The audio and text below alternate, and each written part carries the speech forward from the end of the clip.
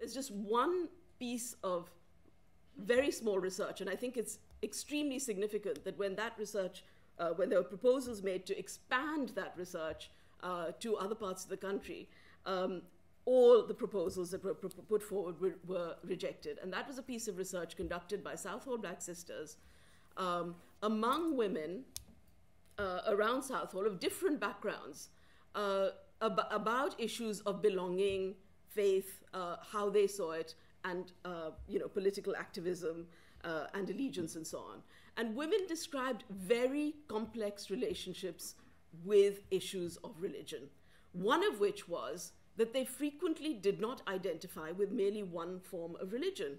They may attend a mosque, they may attend some other ceremonies, they may have various forms of faith and activism around that, and they may go for welfare to particular groups because they offer forms of welfare that others aren't. But they did not want to be defined within a faith community for that provision in an ideal circumstance. It is a stunning finding, and nobody wants to replicate it because its implications for policy and for equalities, and for the fact that many of them also reported very classical forms of racial abuse and racial attack that they face every single day.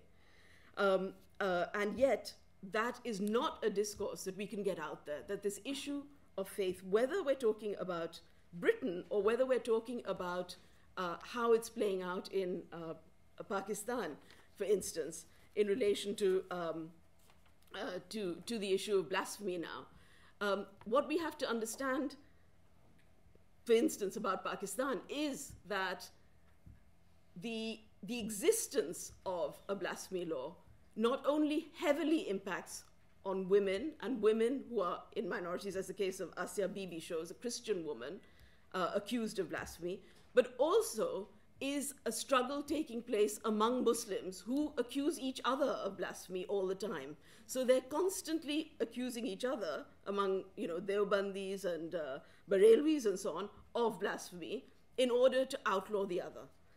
And so the idea that religion can be policed and you can decide who is offended and who is not is something that is deeply divisive within, particularly from people of faith, because they care about these things. Those of us who don't care about these things don't particularly mind how somebody is described, who exactly where they, place themselves on any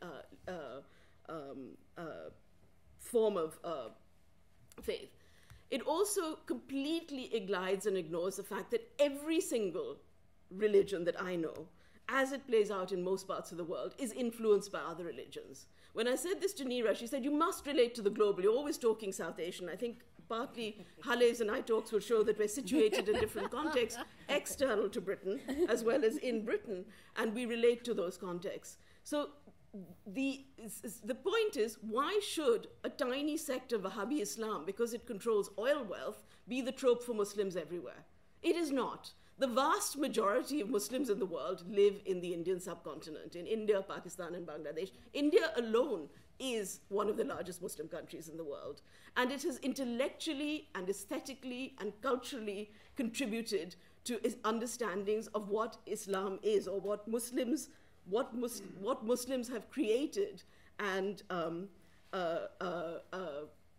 enabled to happen in that context. And I'm not talking just religiously, I'm talking about art and architecture and everything else. And it is impossible to understand those contexts. I'm talking from a context which is supposedly a Hindu majority context without understanding that that contribution is absolutely engraved and infused within it, and that one cannot understand the idea of India as a secular nation without that.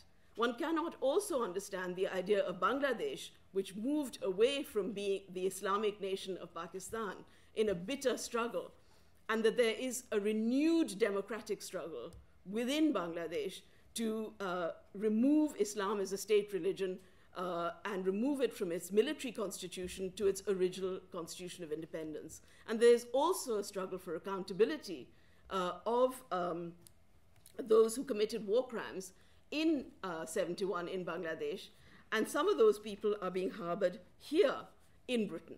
So my question back is that to Hale is that yes, there are issues that offend people.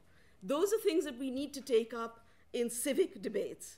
We need to look at those issues. But when we look at the issue of Islamophobia, which protects the religion of Islam and which has been used strategically by the Jamaat, the Muslim Brotherhood, their left allies, and the government to shut down internal debates around religion, then the concept itself, I think, is a dangerous concept, which is not something that is actually useful. I think Runnymede, I don't know if Runnymede invented it or simply used it, but I think it is a concept that has become monstrous, not least for those Muslims who are struggling against discrimination and religious attack, which is exactly what happened in Bangladesh in 71, but against thousands of people. And yet, what might or might be discrimination, what might or might not be bigotry, like harsh words on a bus in Britain, are seen as more serious than accountability struggles against the killings of thousands. Thank you.